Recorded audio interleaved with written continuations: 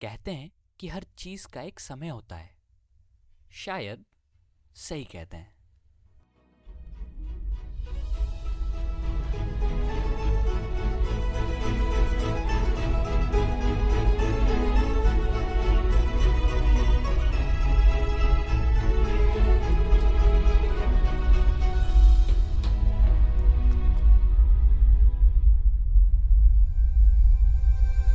तू कोई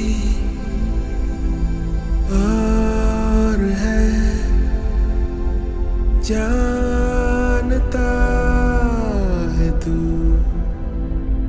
सामने इस जहान के एक नकाब है।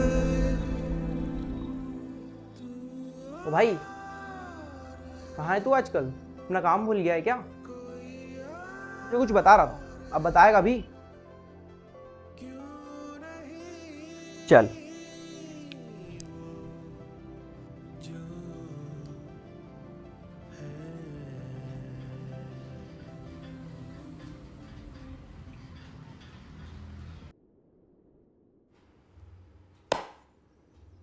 यार, तेरी पिछली कहानी मुझे कुछ समझ नहीं आई। तू अपने बारिश के मौसम से लोगों को क्या समझाना चाहता था?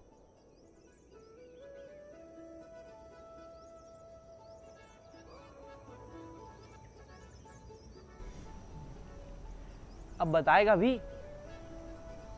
बस एक कल्पना थी मेरे बचपन की कि मुझे कुछ ऐसा करना था। कहानियां तो सब लिखते हैं, पर मुझे उस लिखी गई कहानी को असलियत में तब्दील करना था, तो बस मैंने वही किया। कभी कभी ना तेरी कहानी अनसुलझी पहेलियों की तरह होती है, समझ ही नहीं आती। खैर वो छोड़, तुझे सबसे पहले कहानी सुनाई किसने थी? हरी भैया ने। तू मुझे तेरी कहानी शुरुआत से सुनाएगा? उसके लिए हमें वक्त में थोड़ा पीछे जाना होगा।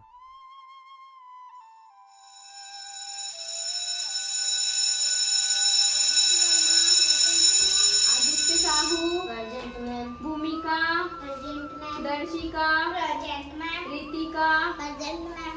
अजय। अजय क्यों नहीं आया? मैम वो नहीं आएगा, वो कहानियाँ सुनाएगा, कहानियाँ। तेरी किट ताल से लो चली कहानी, पनगट काल से लो चली कहानी हो।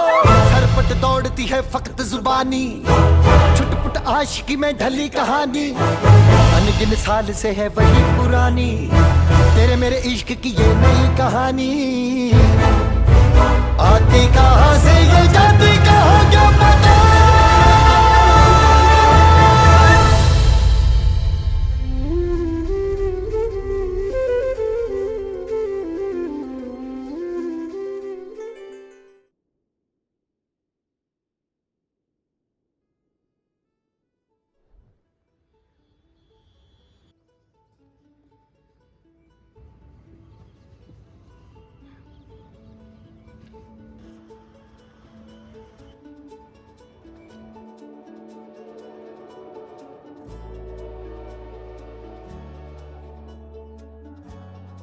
हरी भैया, कल वाली कहानी में समझा नहीं, क्या मुझे एक नई कहानी सुनाओगे? हाँ बिल्कुल बेटा, क्यों नहीं, पर इस कहानी को जरा गौर से सुनना। तो शुरू करें? हाँ।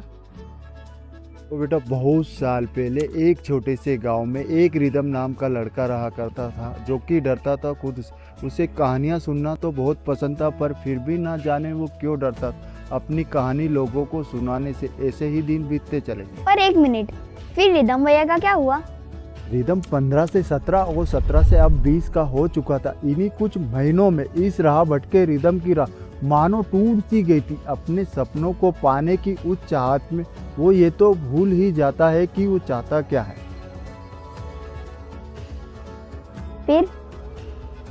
फिर एक दिन अचानक आधी रात को रिदम को सपनों में अपने पापा की कही हुई एक बात याद आ जाती है।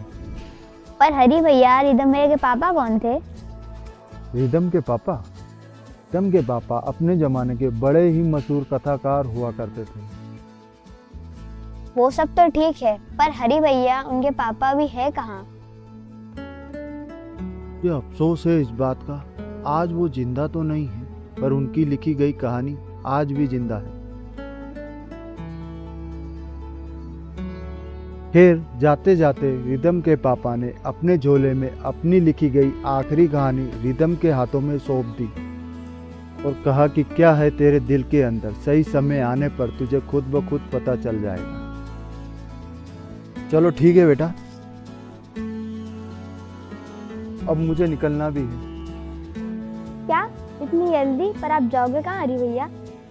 कोसों दूर पहाड़ों में, नदियों के बीच, मानो जंगल तुम्हें बुला रहा है, बस उसी की तलाश।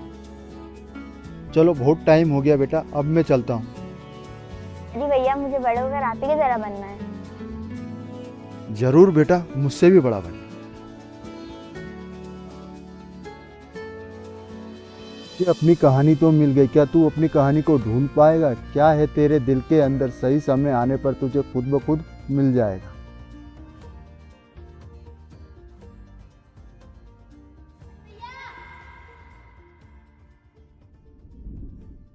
और फिर हरी भैया ये बोलकर चले गए और ये परिंदा एक बार फिर अकेला हो गया। पर तूने देखा उस झोले में था क्या?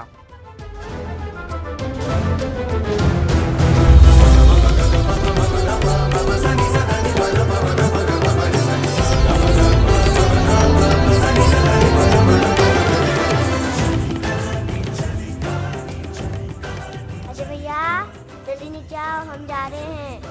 आया।